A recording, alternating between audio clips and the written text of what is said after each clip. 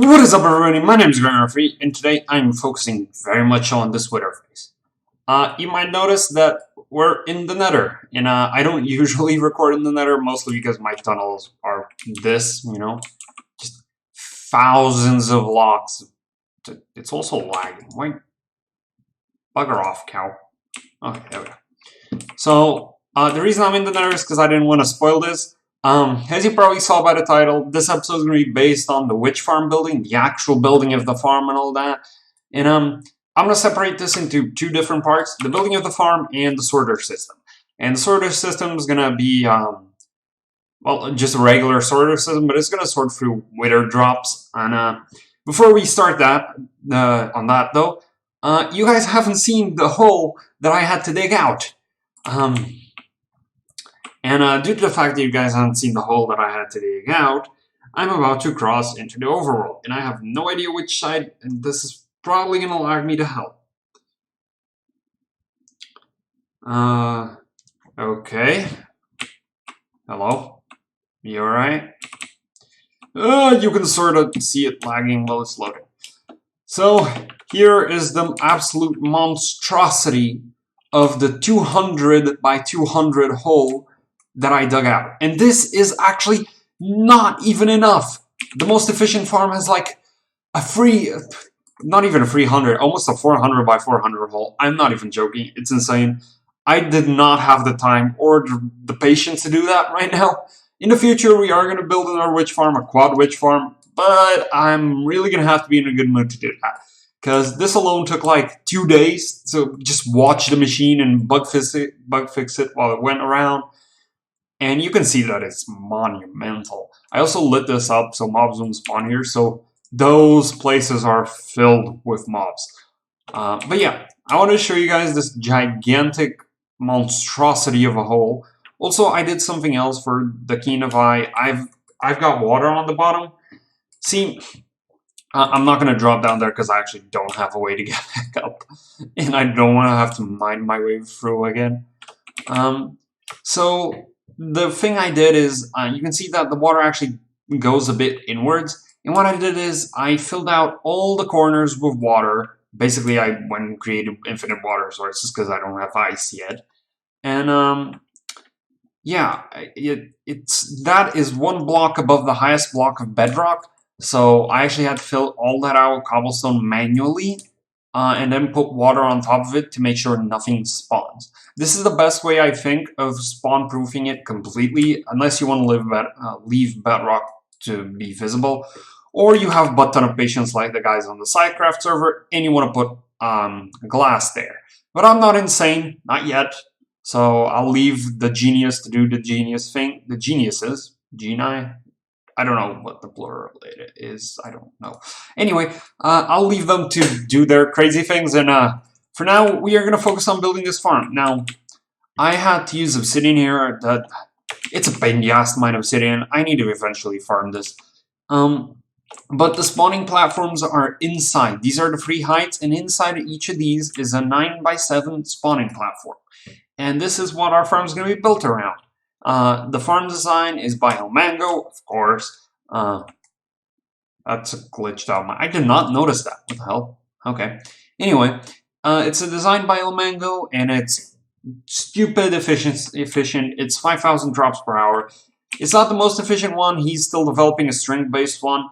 I'm waiting on that, but for now we are going to make this one. This is a trapdoor switching floors. I think that's what it's called. Design, it uses a lot of observers and a lot of trapdoors and a decent amount of iron trapdoors. Thank God I have a lot of iron. But yeah, I'm going to build this. We're going to enter the awesome explanation mode where I'm going to pop into his world and you guys are going to see the time lapse on the top right corner, which is, honestly, I'm really proud of that. I know it's super easy, but I'm really proud of that. Anyway, on to the tutorial world. Okay guys, so welcome to Elmango's world, another one. This is sort of becoming tradition. So, in front of me, I have Elmango's switching floor witch farm design. Now this design is incredible, however, I tweaked it a tiny bit, just because the floors weren't shifting for some reason. I'm pretty sure it's just a small thing he forgot to mention. I watched his tutorial, it's not there, but we'll get to the fixes at the end. Either way, if you guys want to learn more about the mechanics that go that are behind this witch farm and other possible designs of witch farms, you can check out his video. It's going to be in the description below. And it's honestly incredible. He explains all the changes and all that, especially if you already had a witch farm. But yeah, for those who want to learn, I'm going to give you guys a quick overview. And we're going to start with the floors. Now, as the farm says, it's a switching floor design, so the floors switch. I know, it's absolutely incredible. Okay, I'm just gonna switch them back so it's easier to see. First thing you gotta do is mark a 7x9 platform. And that's the platform that's gonna go from that observer to this observer and all the way back in the square. All the way here and back. Okay, so you're gonna have 3 of those platforms marked at the heights I marked early, which is that if I mentioned the height somewhere in the video, I'm not sure. Ilmango specifies that if you guys want to be sure, but it's around 1 block above what the witch walks, so the walkway in the house, 1 block above the water, and 1 block above the hut. I think those are the 3 platforms. So once you have that isolated, which is what I had in Obsidian, you can start building this. You're going to start by making a floor of observers that are pointing this way. So this is the edge of the platform, so pointing that way. Then a trapdoor that's actually on this block. So if I put it down, you guys can see it's this way, as you can see. Make sure it's like that. I'm pretty sure it affects the design, but don't quote me on that. And just repeat it all the way to the end where you're going to have a final observer. Oh, actually, my bad, and I actually didn't design this like this in my farm. Okay, so the observers are not facing towards one side, they're facing towards the edges. This is actually to increase the farm's efficiency, I'm pretty sure. So make sure you guys do that. It's important. I gotta go fix that on my farm right now. Thank God I noticed that. So once you got this floor, and that floor, what you have to do is put trapdoors on top of them. Now these trapdoors, if I close them, you'll see that they are on the top of this block. You can see there's a slight height difference there. So yeah, just do that. Also face like this. I'm not sure if it influences it, but whatever. And just do that all over and all over the 3 floors. Once you got all that done, you got the 3 main floors done. And now you need the mechanisms to push it back and forward. So we're going to start with this side. And the mechanisms are actually the same. It's a regular piston, pointing inwards, of course, same thing here. Then an observer facing up, so they're, can I get that? They're actually like this. So you're gonna have to put temporary blocks, whatever, and repeat that on all of them. And then on top of each observer, put powered rails. And on the edge, put a repeater with 1 tick. Here, here, here, and here. And on the top ones, you can just not do that, that's fine.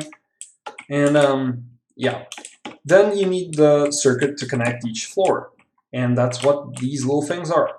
On every single floor, without exception, you're going to need an observer facing this way, and that transmits the redstone signal like this on the exact level of the repeater. And you can do that for every single one on both sides. Once you have that done, what you're going to need to do is on the 2 top ones on both sides, you're going to put an observer facing to this observer and putting out a redstone sign this way, and do that here, here, and on the exact same sides on that way, so you don't have to do it below. Then what you have to do is connect the actual floors, because thus far we have a lot of circuits and the floors are still not connected. So on the same level has the pistons, put 2 observers facing up, so you can see these 2 right here, and on top of them put a repeater in 1 tick. And you can repeat that once again for the 2 top levels and this side. And you should have a structure that looks something like this. If you look at the arrows, you can probably tell.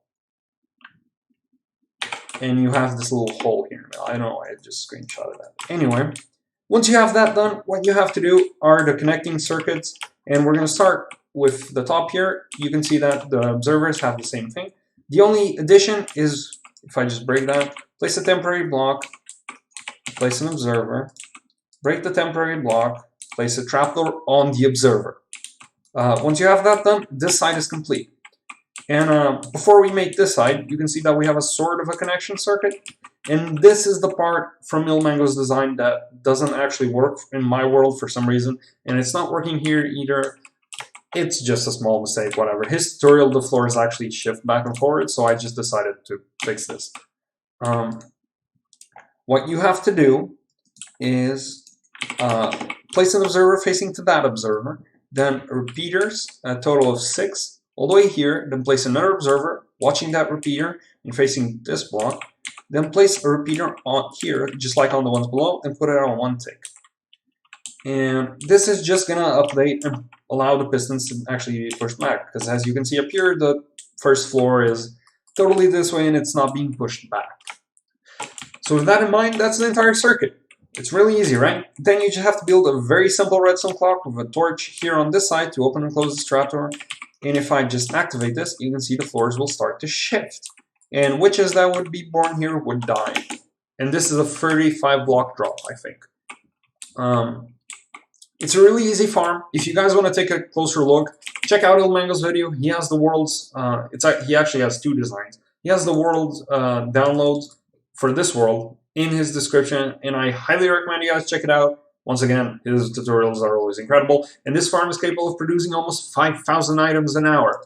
And I've already AFK'd for like an hour and a half, and I almost have 9 stacks of redstone. So it's incredible, and it's going to set us up very well for our up-and-coming projects.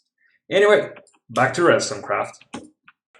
Okay guys, so after that quick explanation session, we have the redstone done, and it's looking mighty ugly. So, and I still have to open these trapdoors. I should probably do that. So while this is looking mighty ugly, I'm gonna go decorate this in a little bit of time lapse. Yeah, we're gonna go for a little bit of time lapse. We haven't done a straight up time lapse in a while, so can't hurt, right? So I'm gonna go get some resources, some glass, some stone, and all that. You know, we're gonna make this look good and do the 35 block drop that witches need in order to die. Don't quote me on that, but I'm pretty sure it's 35. Anyway, cue in the time lapse.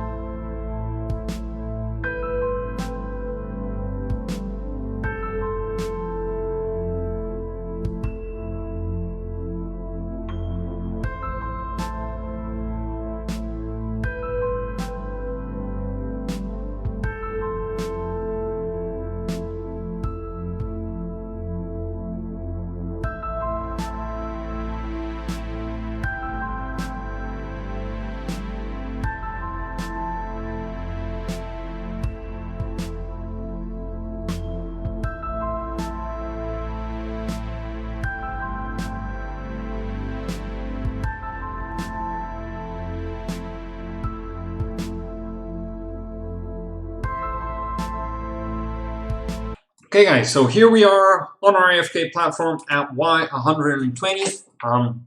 It's what I did because of my perimeter. If you have a really large perimeter, you don't need it this high. You can just AFK on top of the farm. Actually, you can't. You need to be a little bit far away, but it's generally fine. As you can see, I've also set it up So I have a chest to put my things in, and my usual setup by now for these farms, where I just have a chest and everything's covered in string here. As you can see, some mobs won't spawn even on top of this chest. And then I have the free wide water elevator, so I can walk up and down with ease. And if I really need to, I can just go in the middle and I won't move. And I've also put a stop here. And as you can see, these walkways are fully glassed, just so no mobs can spawn on it. I'm not sure if you actually need them to be glass, but whatever. It's preferable to be. It's rather be safe than sorry. And you also see I also have the tube going now that I built. You actually probably saw me building that. And the thing you did not see me building is this little station down here. So I have this little tunnel from outside to the sorter. And for people who haven't seen a sorter yet, it's a really easy system. You have a hopper facing the wall with renamed items and a stat 41 of the other item, and then a comparator, 2 pieces of redstone, repeater, torch, and it just locks it. And I'm pretty sure an item's gonna get stuck somewhere, but it's fine. If we take a look now, because I have AFK for a little while longer, let's see how the redstone is. Okay, no, it's the same. There's also a small error here where I've actually not gotten any new ones. That's good. They started to spawn, I don't know why. But yeah, you can also see I have this little door to get out into the perimeter if I want to. And I've also moved another portal over here for, ease of access. Honestly, I'm genuinely proud of this farm. I had never built a witch farm. You can also see I have string everywhere. I had never built a witch farm before, and this was a very lengthy farm to make. Seriously, I was not expecting it to take this long, but you know what? I'm glad I did it. It's going to be useful. There's a reason behind all this, and the reason is that I have to produce redstone. Lots of them. Lots of it. Lots of it. You can see the witch hats. Oh my god, that's hilarious. Okay. Anyway, I do hope you guys enjoyed. If you did, make sure to hit that like button, subscribe to the channel, and that's it for today, folks. Next episode, I'm pretty sure we are not going to be building a farm, but I'm going to leave you at that. I'll see you guys next week. I'm out. Peace!